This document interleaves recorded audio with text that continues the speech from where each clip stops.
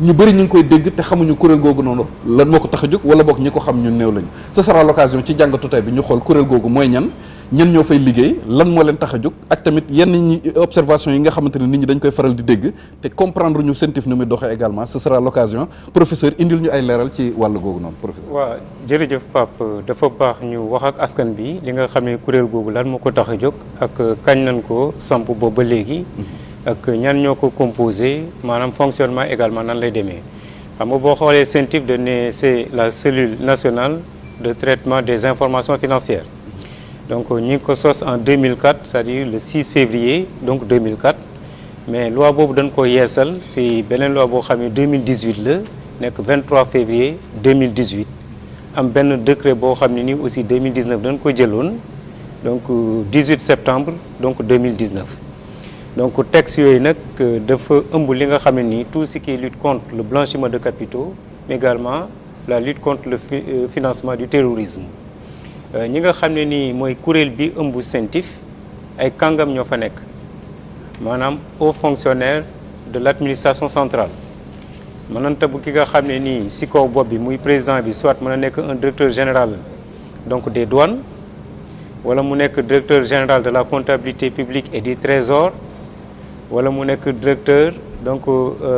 général comment encore donc des impôts. ok kooku mooy présider donc durée bi moom mandaam 5 ans la non renouvelable yeneen membres yi nag seen mandat 3 ans la renouvelable une fois. donc CENTIF président bi ak membre yi seen mandat bokkul. voilà bokkul ok kii président bi mandaam 5 ans la non renouvelable. ñeneen ñi nga xam ne ñoo toftal ci président bi mandat 3 ans la renouvelable une fois. d'accord léegi nag présidence bi nee naa la ñi ko mën a composer mooy ñi nga xam ne nii ndomba tànk yu koy lan am ci administration centrale muy soit directeur général de la comptabilité publique et du trésor directeur général des impôts wala directeur général des kon daal CENTIF maanaam mënuñu fa nommer ab politicien bu ko jiitee il faut que mu nekk koo xamante ne ku kàngam la ci wàllum kàngam la ci administration centrale ok léegi nag kooku ñi ngi toftofal ci moom ki nga xam ne nii mooy un magistrat spécialisé dans les questions financières ok donc par arrêté du ministre de la justice ñu tegaat ci nga xam ne haut fonctionnaire la donc des officiers de police judiciaire donc par arrêté du ministre de la sécurité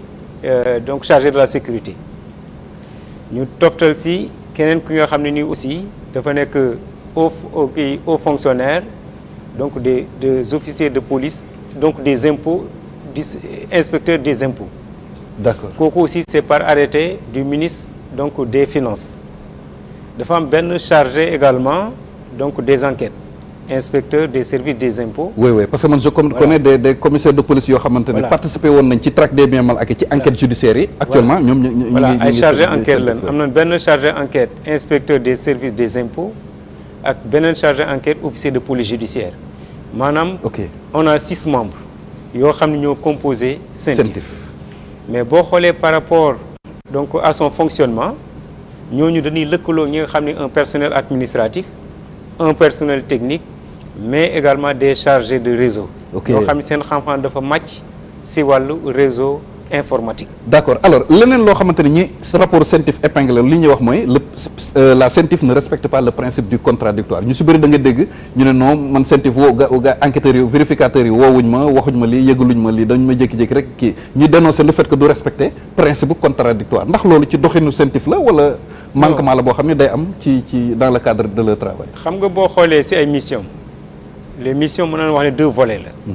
première kii bi c'est une analyse financière. mission organisationnelle beneen bi mission donc stratégique la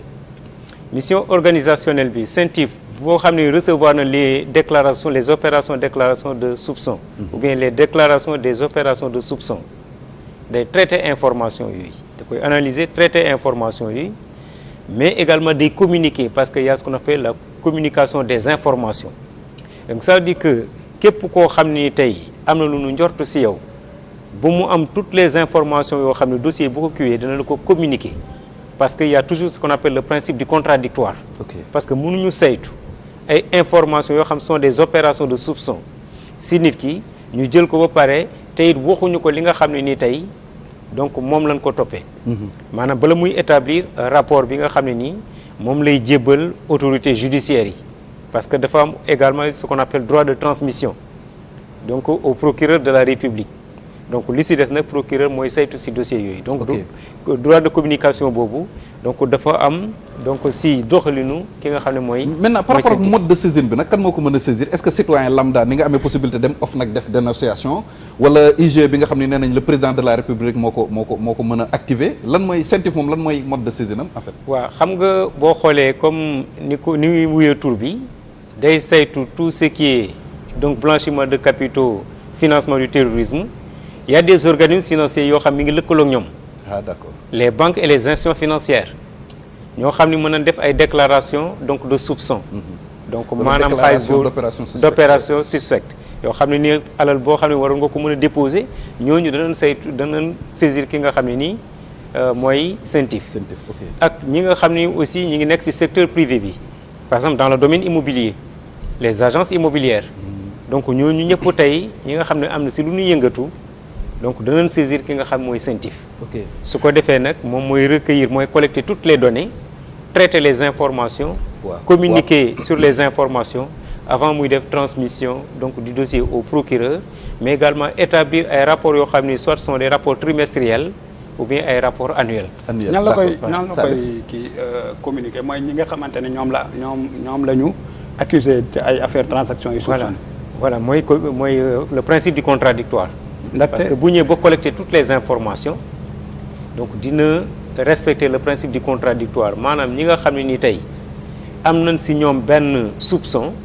mais ñooñu si boppam dañ leen jébbal benn bataaxal boo xam ne nii donc pour au moins ñoom ñu mën a justifier wu avant l'établissement du rapport définitif. ndaxte dafa am yenn spécialiste yuy wax ne CENTIF ce n'est pas lié au principe du contradictoire ndaxte dañuy naan bu par exemple man ma nekk journaliste. may liggéeyee normalement gars yi même banque yi xam nañu convention collective bu tënk wàllu média ñaata la journaliste ba am salaire ci weer bi man un bon jour may amoon habitude di def ay transactions ci sama banque du dépasser 500 000 ma xëy benn jour dugal fa 15 millions wala 10 millions plus de 15 millions ndaxte dañ ne seuil yu dépôt ci banque légale bi 15 millions la bu dépasser 15 millions rek gars yi mën nañu kii justifier waaw te CENTIF bi organe la boo xamante ne état moo ko fa teg ñoom li ñuy def dañuy renseigner justice maanaam ñoom automatiquement man su ma déposé xaalis bi comme banque bi day bañ a perte client du ma laaj indil justificatif boo fi nga ko jëlee ndaxte banque bi du bëgg a perte kii nii mais automatiquement représentant wu CENTIF bi da koy communiquer telle personne déposé na fi plus de 100 millions te d'habitude daawul am xaalis boobu mais xam nga communication bi principe 15 millions ya non principe du contradictoire bi am na seulement li ñu mënut a opposer CENTIF mooy obligation de secret professionnel maanaam bu soxlaa li nga xam mooy ay information si Salif mii par rapport ak banque bi mënu ko opposer ce qu'on appelle le secret professionnel kooku dañuy lever secret bi voilà mais principe du contradictoire c'est tout à fait normal parce que c'est dans le cadre du respect des droits de la défense parce que ki nga xam ñi ngi saytu si ay mbiram donc à travers certains organismes financiers ou bien mu nekk ay agences immobilières yoo xam ne am na lu ñuy yëngatu gis ne am na benn déclaration de soupçon si nit ki ba nu saisir CENTIF ba mu collecter toutes les informations donc si dans le cadre du traitement des informations dina respecter principe contradictoire. ndaxte ñooñu man ñi may wax. banque bi mooy woo nit ki pour mu justifier wala CENTIF mooy woo nit ki am nga man ñi may banque bi boo justifier wu la ñuy dóor déclaration d'opération suspecte. assisté naa ci yaakaar naa ci ñaari yoon ci formation affaire yooyu noonu. blanchiment waaw ndaxte dañ ne CENTIF moom du la teg ay charge du wax procureur bi muy envoyé dossier bi kii toppee leen ko li maanaam bu ñu ko saisiree ci man d'habitude aw moon habitude di dugal xaalis plus de 15 millions ci mois bi automatiquement dañuy commencer di ma surveiller quoi di xool sama mouvement sama compte yi 15 millions la ñu waaw voilà ci la ko banque bi di kii ñu commencer di ma surveiller sama observation di noter ak sama transfert yu ñëw sama compte ak xaalis yu ñëw ci yeneen compte yeeg affaire yooyu noonu jëflante yi may jëflante ak ay nit ba pare bu ñu paree lañ koy bind ñu envoyé ko procureur léegi procureur moo koy envoyé DIC mbala kii juridique kii service mooy police wala gendarmerie boo xamante ne moom moo compétent ci affaire yooyu ñooñu nag ñoo lay woo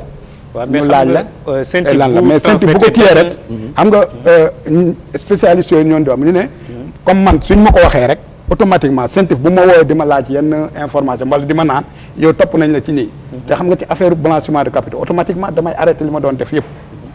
automatiquement man su ma CENTIF wooyee ne ma yow soupçonné nañ la yaa ngi déposé xaalis fii foo koy jëlee automatiquement damay bàyyi damay xam ne ñu ngi sama trace loolu tax dañ lay bàyyi mais contradiction bi ci gendarmerie bi la mbala police bi ñun ñoo lay wax la def nañ ci enquête léegi léegi indil justificatif yi voilà mais boo xoolee transmission bi xam nga CENTIF buy transmettre rapport donc au procureur de la République day assurer ne que il y a des indices de blanchiment de capitaux ou du financement du terrorisme chaque fois quand tu as la transmission rek il y a des indices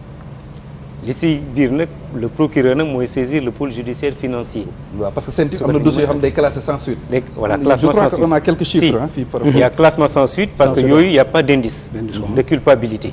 mais boo amee ay indices de blanchiment de capitaux automatiquement da koy transmettre au procureur. ok le procureur nag def benn réquisition auprès donc du pôle judiciaire financier ñooñu nag lawal enquête bi. ok alors on a quelques chiffres ici concernant CENTIF année 2023 année 2023 138 dossiers traités ci biir 133 dossiers yooyu 43 rapports transmis au procureur 70 dossiers classés sans suite loolu ci atum 2023 la CENTIF def liggéey boobu ci 2023 ba léegi 807 déclaration d'opération suspecte yoo xamante ne jotoon nañ ko bu dee ci atum 2022 CENTIF 134 dossiers la traité 35 lañ jox procureur maanaam ay rapports yu ñu jébal procureur 80 dossiers yi lañ classé sans suite ci atum 2022 boobu également 330 déclarations la jotoon ci wàllub liggéeyam donc loolu mooy quelques chiffres la rek par rapport ak liggéey bi nga xam ni CENTIF def na ko en tout cas lii ab kii la woon rek tënk rek pour xamaleen nit ñi ñu xam bu baax a baax lan mooy